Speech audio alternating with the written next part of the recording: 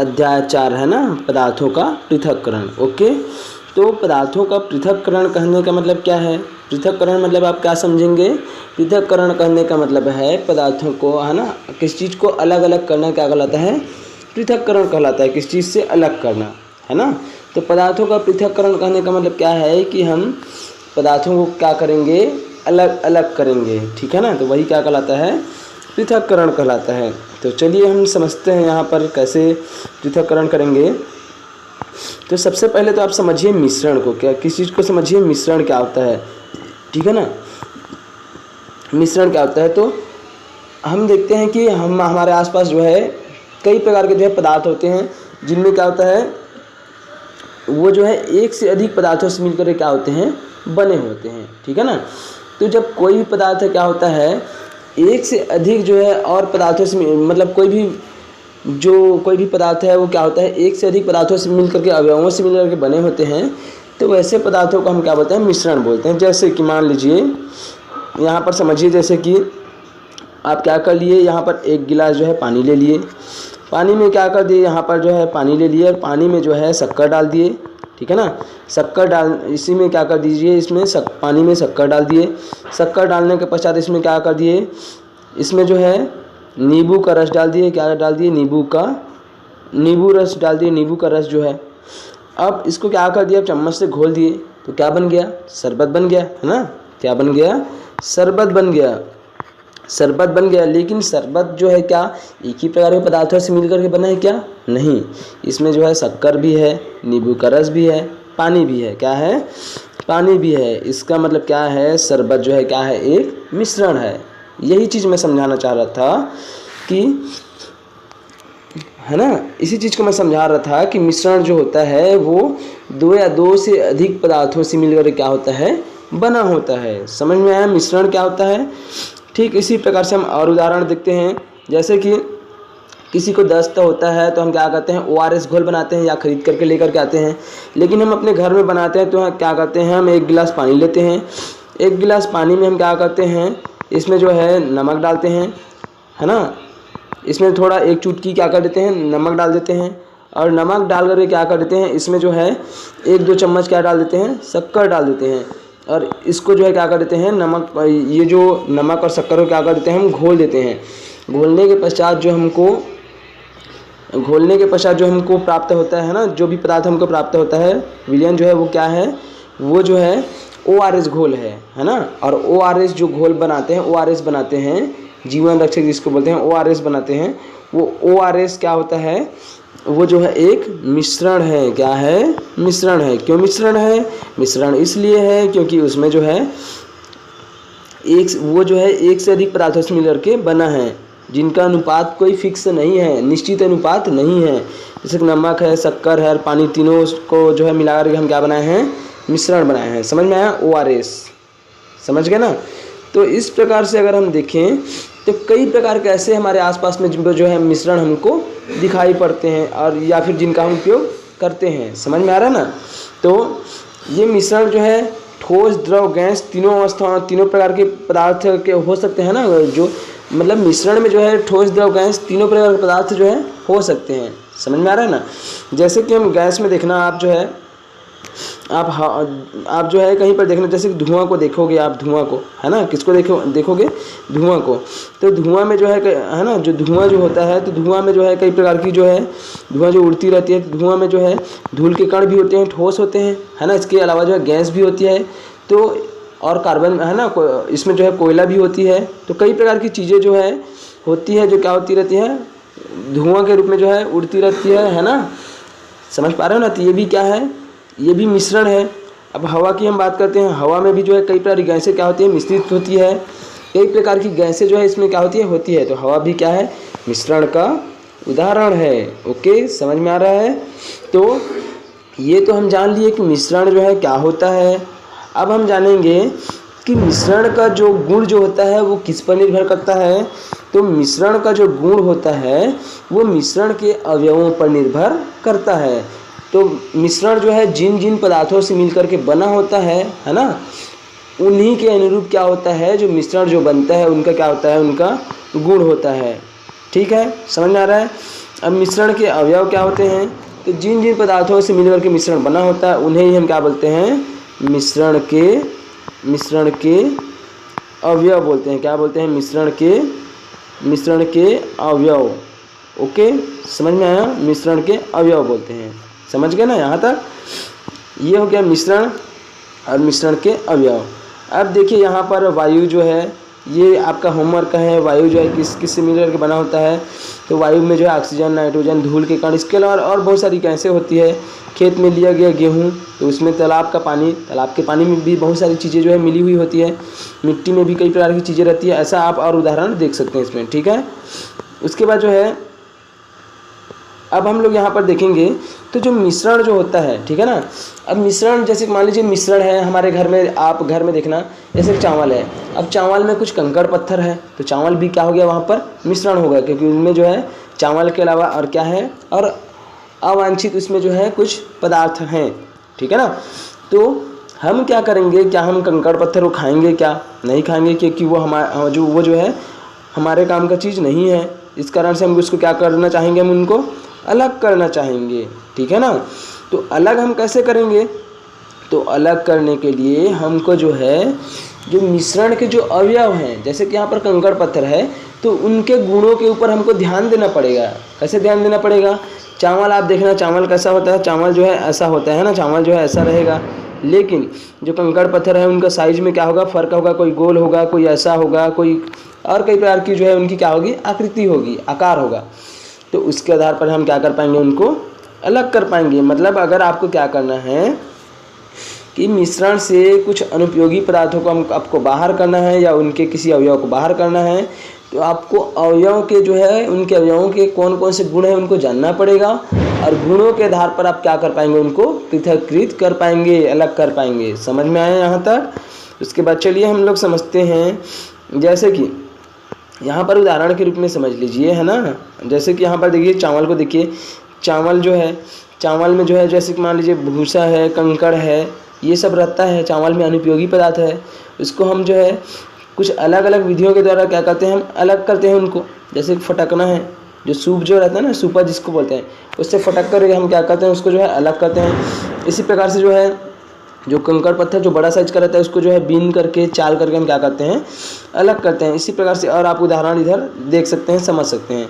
अब हम देखेंगे यहाँ पर कि पृथक्करण की आवश्यकता क्यों है, आखिर क्यों हमको पृथक्करण की आवश्यकता पड़ती है।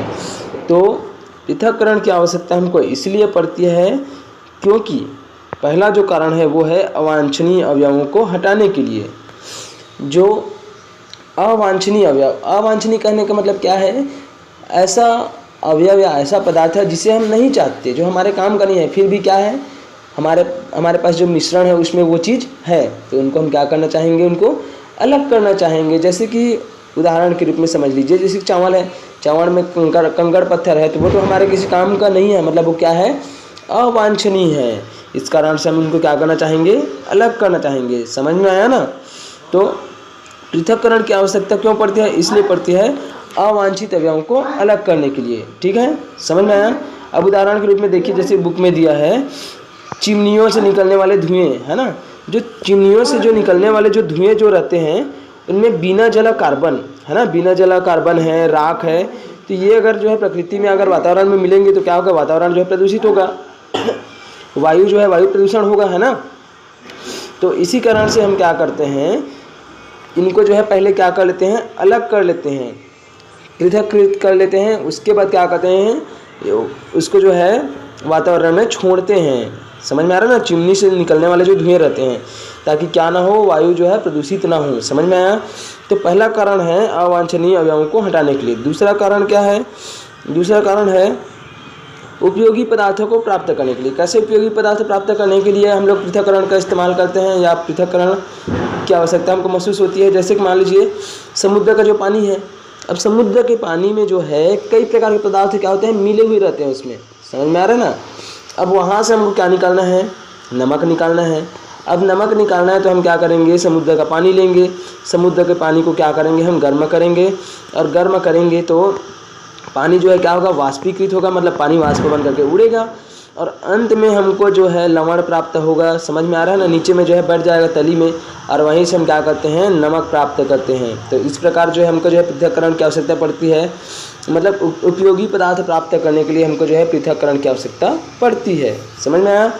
उसके बाद जो है शुद्ध पदार्थ प्राप्त करने के लिए हमको क्या किसकी आवश्यकता पड़ती है, पृथक्करण की आवश्यकता पड़ती है। अब शुद्ध पदार्थ कैसे, जैसे कि मान लीजिए जैसे कि गन्ना है ना, गन्ना का जो रस है, तो गन्ने के रस से हम जो है शक्कर के रवे क्या करते हैं, प्राप्त करते हैं।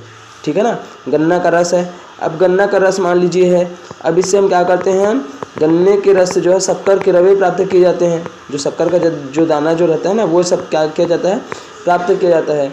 जबकि जबकि जो अशुद्धि जो रहती है ना, वो गन्ने के रस में ही क्या हो जाती है, रह जाती है। समझ में आया।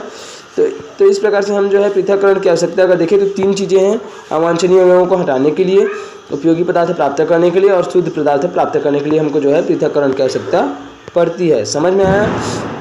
अब यहाँ पर जो है पृथक्करण की विधियाँ देख लेते हैं, पृथक्करण की कौन कौन सी विधि होती है। ठीक है ना, पृथक्करण की हम कौन कौन सी विधि को अपनाते हैं, है ना। तो पृथक्करण की विधि में देखिए, ये पृथक्करण की विधि में सबसे जो है पहली जो विधि है हाथ से बीनना। अब पृथक्करण करने के लिए हमको जो है जो मिश्रण जो है उनके अवयवों के गुणों को जो है जानना बहुत आवश्यक होता है ना। उनके अवयवों के आधार पर ही हम क्या कर पाते हैं, उनके अवयवों के गुणों के आधार पर ही हम पृथक्कृत कर पाते हैं, है ना। क्योंकि सभी अवयवों का गुण जो है क्या होता है, भिन्न भिन्न होता है। चलिए सबसे पहले देखते हैं हम हाथ से बीनना। हाथ से बीनना ये पृथक्करण की पहली विधि है। तो जैसे कि दाल है, चावल है, उसमें जो कंकड़ पत्थर जो होते हैं ना, उनको हम कैसे बीनते हैं, उसको हम कैसे अलग करते हैं, बीन करके अलग करते हैं ना। ऐसा क्यों कर पाते हैं, क्योंकि मिश्रण के जो अवयव जो होते हैं उनके आकार और ये जो इसमें जो अवांछित पदार्थ होते हैं, जैसे कि कंकड़ है, पत्थर है, तो उनका आकार क्या होता है, अलग अलग होता है। इस कारण से हम क्या करते हैं, उनको बीन करके क्या कर लेते हैं, पृथक्कृत कर लेते हैं। और इसको हम क्या बोलते हैं, इस विधि को बीनना बोलते हैं। क्या बोलते हैं, बीनना। समझ में आया। उसके बाद दूसरा है चालना। क्या है दूसरा, चालना। तो जैसे कि आप जो है अपने घर में देखे होंगे कि आटे को क्या करते हैं, हम चालते हैं, छलनी से चालते हैं, और चालने के पश्चात हम क्या करते हैं, रोटी बनाते हैं, है ना, बनाते हैं ना। तो जैसे ही हम क्या करते हैं, चालना, तो यहाँ पर देखिए चित्र के माध्यम से हम इस विधि में हम क्या करते हैं, एक जो है चलनी लेते हैं। इस चलनी में क्या होता है, इस चलनी में जो है छोटा छोटा छेद होता है, और जैसे ही चलनी में हम जिस पदार्थों के मिश्रण को हम चालना चाहते हैं, ठीक है, उसको हम इसमें डाल देते हैं, और इसको जो है धीरे धीरे करते जाते हैं, हिलाते जाते हैं। तो इसमें जो छिद्र रहता है उसके माध्यम से जो छोटे छोटे कण क्या हो जाते हैं, आटा जो है नीचे गिर जाते हैं, और जो बड़ा उसका जो बड़ा जो है आकार का जो आटा रहता है, या फिर जो है उसका जो है जिसको हम चोकर बोलते हैं, ठीक है, और जो कंकड़ पत्थर या कुछ भी अशुद्धियाँ रहती है वो क्या हो जाती है, वो जो और अवयव जो रहते हैं वो क्या हो जाते हैं, इसी में रुक जाते हैं। और इस प्रकार से जो हम क्या कर पाते हैं, चाल करके जो है आटा हम क्या करते हैं, प्राप्त कर पाते हैं। ठीक है, समझ में आया। इसी प्रकार से देखे होंगे जब घर वर बनता है, भवन निर्माण होता है, तो जो रेत जो होता है ना, रेत तो प्लास्टर करना रहता है या कुछ भी करना रहता है ऐसा, तो हम क्या करते हैं, वहाँ पर जो है एक रेत चालने की जो है छन्नी का उपयोग जो है करते हैं यहाँ पर। ठीक है ना। और उसके माध्यम से जो रेत जो रहता है उसको चालते हैं, और जो छोटा छोटा कण, जो बड़ा कण रहता है उसको क्या कर लिया जाता है, पृथक्कृत कर लिया जाता है। तो ये कौन सी विधि है, ये जो है पृथक्करण की जो है, इसी को बोलते हैं चालना। क्या बोलते हैं, चालना। समझ में आ रहा है ना। मतलब चलनी पर जो है बड़े कण जो है रह जाते हैं, और जो छोटे कण होते हैं वो क्या हो जाते हैं, अलग हो जाते हैं, अलग, है ना, नीचे हो जाते हैं। समझ में आ रहा है। उसके बाद जो है यहाँ पर देखिए कुछ बता रहा है यहाँ पर कि आटा चालने से लाभदायक चोकर रुक्षांश आटे से अलग हो जाते हैं, अतः रोटी बनाने से पूर्व आटे को चालना उचित नहीं है। मतलब उसके जो चोकर रुक्षांश जो होते हैं ना, जो लाभदायक होते हैं, वो क्या हो जाते हैं, अगर रोटी बनाने के पूर्व उसको चाल दिए तो क्या हो जाता है, वो आटे से जो है पृथक हो जाते हैं, है ना। तो ऐसा पूर्व में उचित नहीं है ऐसा करना। उसके बाद जो है उड़ावनी या फटकना। अब उड़ावनी करने का मतलब क्या है, जैसे कि यहाँ पर देखिए चित्र में, ये देखिए उड़ावनी क्या होता है, ये है उड़ावनी। उड़ावनी में क्या होता है, आपने देखा होगा कि अगर आप जो है कभी गांव गए होंगे, या फिर जो है गांव में, है ना, गांव में आपका जो है कहीं पर भी गए होंगे जहाँ पर खेती होती है ना, खेती करते हैं, तो वहाँ पर जो किसान जो होते हैं क्या करते हैं, वो जो है जो धान जो रहता है ना, धान या फिर कोई भी फसल है उसको क्या करते हैं, वो जो है पहले जो है मिसाई करते हैं। मिसाई करने के पश्चात क्या करते हैं, उसमें जो भूसा रहता है ना, जो भूसा रहता है उसको क्या करते हैं, उसको अलग करते हैं, दाना को और भूसा को अलग करते हैं। कैसे अलग करते हैं, उसके लिए जो है वो पंखा का इस्तेमाल करते हैं। पीछे में ऐसा जो है पंखा को लगा देते हैं। पंखा को लगाने के पश्चात तो क्या करते हैं, पंखा लगा देते हैं, और पंखा लगाने के पश्चात जो है वो टोकरी से क्या करते हैं, उसको भर भर के जो है क्या करते हैं, उड़ाते जाते हैं पंखे के सामने में, और टोकरी को हिलाते जाते हैं, और लगातार जो है भूसा और जो दाना जो रहता है वो गिरते जाता है। अब यहाँ पर जो मिश्रण जो है भूसा और दाने का, उसमें दोनों का जो है अलग अलग क्या है, गुण है। कैसा गुण है, ये जो भूसा जो रहता है वो कैसा रहता है, हल्का रहता है। दाना कैसा रहता है, थोड़ा सा वजनदार रहता है। तो जो वजनदार रहता है वो जो है हवा में जो है ठीक से जो है उड़ नहीं पाता और ज़्यादा दूर नहीं जाता, और जबकि भूसा जो है उड़ कर क्या हो जाता है, दूर चला जाता है, क्योंकि वो हल्का होता है इस कारण से। और दोनों का जो है अलग अलग क्या प्राप्त होता है, ढेर प्राप्त होता है। समझ में आ रहा है ना, अलग अलग जो है दोनों जो है अलग अलग जगह पर इकट्ठा हो जाते हैं, और इस प्रकार से जो है दाना को और जो भूसा जो रहता है उसको क्या कर लिया जाता है, पृथककृत कर लिया जाता है। इसी विधि को हम क्या बोलते हैं, उड़ावनी विधि। क्या बोलते हैं, उड़ावनी विधि। समझ में आया, समझ गए उड़ावनी विधि। उसके बाद जो है, उसके बाद हम समझते हैं यहाँ पर जो है, ये हो गया उड़ावनी विधि। उसके बाद जो है हम फटकना किसको बोलते हैं, इसको समझते हैं। तो फटकना कहने का मतलब क्या है, आप घर में देखे होंगे जब चावल को क्या कहते हैं, जो आपकी मम्मी जो लोग हैं है ना, या मम्मी लोग जो है क्या कहते हैं, एक जो है ऐसा सूप होता है, सूप देखे होंगे, ये जो है ऐसा सूप होता है ना, ऐसा सूप, ठीक है ना, ये जो है सूप होता है। इस सूप में क्या करते हैं, इस सूप में जो है ऐसा जो है चावल को लेते हैं है ना, चावल को या फिर किसी भी चीज़ को, और हाथ से ऐसा पकड़ करके क्या करते हैं, हाथ से ऐसा पकड़ करके जो है इसको जो है फटकते हैं। मतलब इसको जो है ना, तो क्या होता है, जो हल्की चीज़ें जो होती है ना, हल्की चीज़ें वो जो है ऐसा सामने में जो है क्या हो जाती है, यहाँ पर जो है इकट्ठा हो जाती है, और बाकी जो चीज़ें जो हैं, जो बाकी जो पदार्थ हैं वो यहाँ पर क्या हो जाते हैं, इकट्ठे हो जाते हैं, और इस प्रकार से जो है फटक कर क्या कर लिया जाता है, पृथककृत कर लिया जाता है। तो इस प्रकार से जो विधि हम अपनाते हैं इसको हम क्या बोलते हैं, फटकना। क्या बोलते हैं, फटकना। समझ में आया। तो ये फटकना भी क्या है, पृथक्करण की विधि है। सूप में जो फटकते हैं ना, कहने का मतलब है जो सूपा जो होता है ना, सूपा बोलते हैं छत्तीसगढ़ी में, तो जो सूपा जो होता है उसी के माध्यम से जो है पृथक्कृत करते हैं ना, हम उसी को हम क्या बोलते हैं, इसी विधि को हम बोलते हैं फटकना। समझ में आया। तो यहाँ तक आपको समझ में आ गया होगा, और नेक्स्ट जो है हम नेक्स्ट क्लास में क्या करेंगे, पढ़ेंगे। तो आज के लिए बस इतना ही।